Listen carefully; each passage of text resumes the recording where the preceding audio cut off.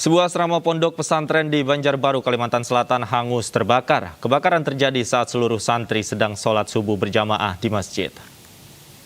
8 sekali lah, 17 merajo, 2 unit merajo di TKM. Api berkobar menghanguskan asrama putra pesantren Al-Falah Putra, Banjarbaru, Kalimantan Selatan pagi tadi. Para santri yang sedang salat subuh di masjid langsung berupaya menyelamatkan barang berharga mereka dan memadamkan api dengan peralatan seadanya. Sejumlah mobil pemadam kebakaran kemudian datang ke lokasi. Dalam waktu 1 jam, api berhasil dipadamkan. Namun sebagian besar bangunan asrama ludes di dalam jago merah. Jadi kejadiannya kebetulan semua santri sedang berada di masjid untuk sholat berjamaah. Jadi di sini ini santri itu sebelum jam 5, sebelum subuh sudah di musala. Jadi otomatis asrama itu kosong. Ketika konslet terjadi, tidak ada yang mengetahui. Penyebab kebakaran diduga akibat korsleting arus listrik. Tidak ada korban jiwa dalam peristiwa ini, namun kerugian ditaksir mencapai ratusan juta rupiah. Dari Banjarbaru, Kalimantan Selatan, saya Iri, iNews melaporkan. Aksi heroik tenaga kesehatan dengan APD lengkap yang masuk ke kubangan lumpur di pelosok desa Penyumbaan, Kota Waringin Barat, Kalimantan Tengah viral di media sosial. Para tenaga kesehatan ini bergerak ke pedalaman untuk melakukan tracing di sejumlah desa.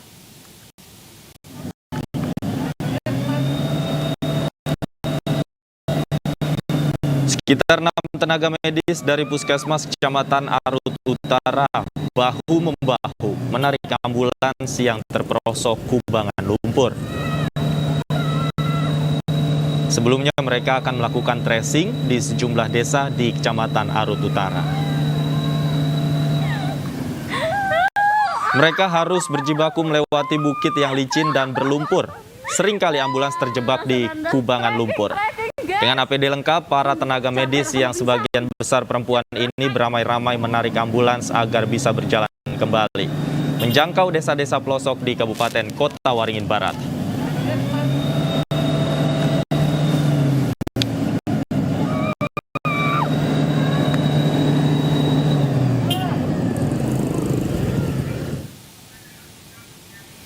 Pemirsa, video 2 pemuda bersepeda motor di Klaten, Jawa Tengah yang menyalip ambulans di jalan raya viral di media sosial. Kedua pemuda itu membunyikan sirine dengan kencang dan melintas cepat, seolah mengajak balakan.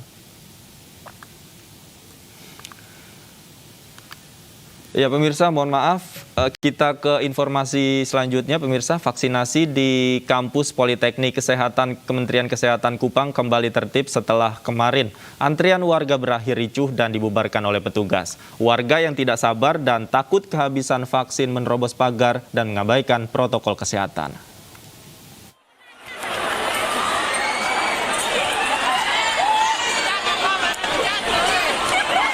Antrian warga yang ingin mendapatkan vaksin di Politeknik Kesehatan Kemenkes kemarin berakhir ricuh karena banyak warga yang tidak sabar dan takut kehabisan. Warga nekat menerobos pagar dan melanggar protokol kesehatan. Petugas akhirnya membubarkan kerumunan warga. Hari ini warga kembali mendatangi Politeknik Kesehatan Kemenkes Kupang untuk mengikuti vaksinasi. Namun kali ini vaksinasi digelar dengan pengawalan ketat TNI Polri dan pembatasan jumlah penerima vaksin. Direktur Politeknik Kesehatan Kemenkes Kupang menyampaikan permohonan maaf atas peristiwa kemarin. Kami memang orang awam yang taunya hanya memberikan vaksin, tetapi ternyata Situasi ini pun di luar kendali kami, karena memang tidak pernah dibayangkan begitu banyaknya masyarakat yang ingin mendapatkan vaksin, tentu dengan tujuan yang bermacam-macam. Warga diimbau agar tetap mematuhi protokol kesehatan sehingga kegiatan vaksinasi bisa berjalan normal dan tidak ada klaster baru COVID-19. Dari Kupang, Nusa Tenggara Timur, Immanuel Kausuni, iNews melaporkan. Hari ini Polda Metro Jaya menambah penyekatan di Jakarta dan sekitarnya agar penerapan PPKM darurat berjalan maksimal. Total titik penyekatan menjadi 100, meliputi ruas jalan gerbang tol hingga perbatasan daerah.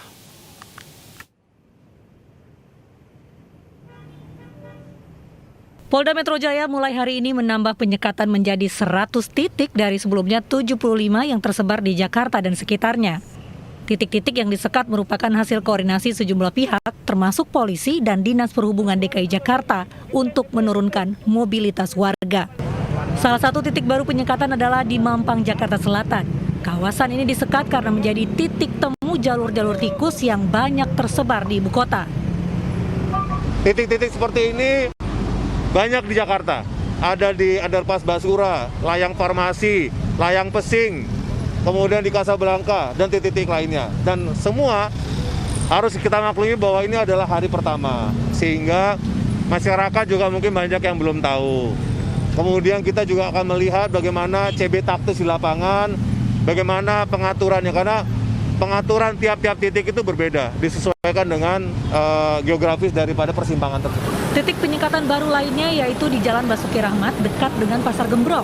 Masih banyak yang belum tahu adanya penyekatan di sini sehingga memunculkan kemacetan karena banyak pengendara yang bukan pekerja sektor esensial dan kritikal tak boleh melintas.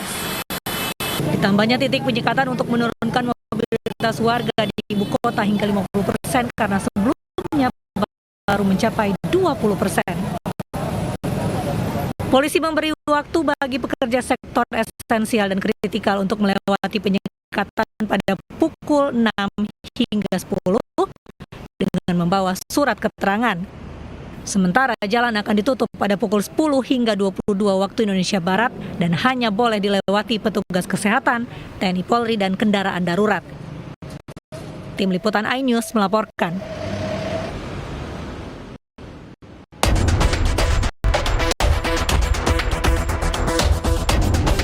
Dari 100 titik penyekatan, 19 titik berada di dalam kota, diantaranya di Pasar Rebo, Jakarta Timur, Underpass Jalan Basuki Rahmat, Jembatan Merah Jakarta Barat, Jalan Hasyim Asy'ari Jakarta Pusat, dan kawasan Joglo Raya.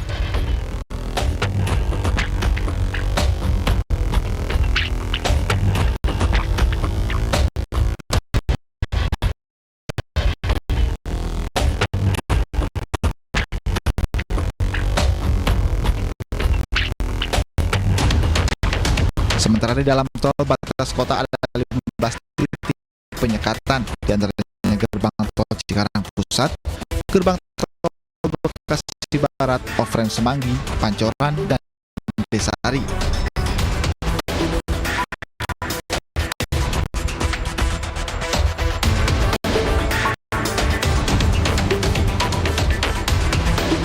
Selain itu, penyekatan juga dilaksanakan di perbatasan ibu kota, di antaranya Pasar Jumat yang merupakan perbatasan Tangerang Selatan dan Jakarta Selatan, Kalideres, Sumber Arta, dan Bintaro.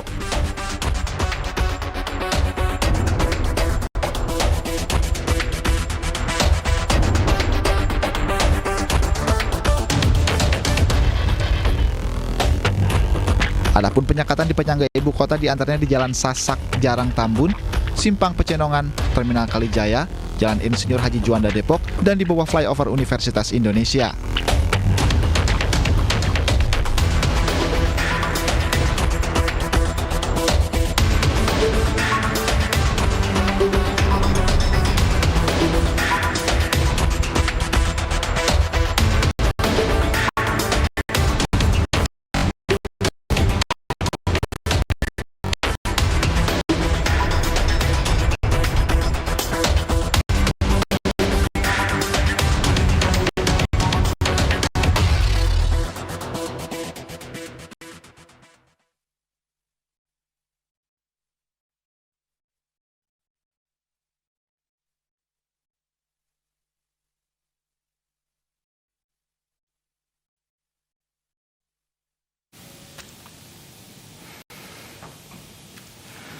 Corona yang merajalela membuat titik penyekatan ditambah, bahkan penyekatan akan ditutup mulai pukul 10 pagi hingga 10 malam. Apakah 100 titik penyekatan ini mampu menahan laju COVID-19? Dan untuk membahasnya, sudah bergabung bersama kami Wakil Gubernur DKI Jakarta Ahmad Riza Patria, kemudian ada juga Kombes Pol Sambodo Purnomo Yugo, Dirlantas Polda Metro Jaya, Azaz Tigor Nainggolan, Kota atau Ketua Forum Warga Kota Jakarta, dan Haryadi Sukamdhani, Ketua Umum Apindo. Selamat sore, Bapak-Bapak.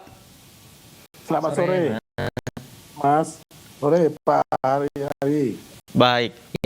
Nanti kita akan bahas bersama narasumber yang sudah bergabung bersama kita di iNews Sore. Pemirsa, kami akan kembali usai jeda berikut. Tetaplah di